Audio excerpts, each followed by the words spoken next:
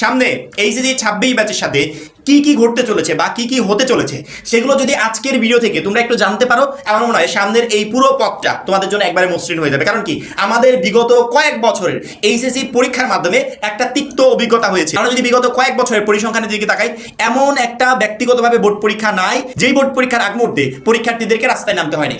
প্রত্যেকটা পরীক্ষার আগে আন্দোলন হয়েছে। কেন আন্দোলন শুরু হয়? একমাত্র কারণ হচ্ছে সিলেবাস কমপ্লিট করতে না পারা।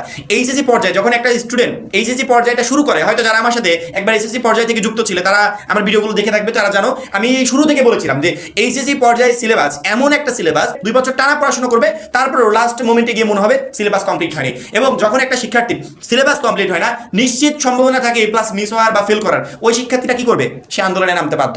আন্দোলনের যখন অ্যানাউন্সমেন্ট হয়, একের পর এক শিক্ষার্থী অংশগ্রহণ করে, পরে সারা বাংলাদেশ ব্যাপী আন্দোলন হয়। অমুক জেলা হয়েছে, অমুক জেলা হয়েছে, অমুক জেলা হয়েছে। মানুষের কাছে এগুলো অযৌক্তিক মনে হলো, বোর্ডের কাছে অযৌক্তিক মনে হলো।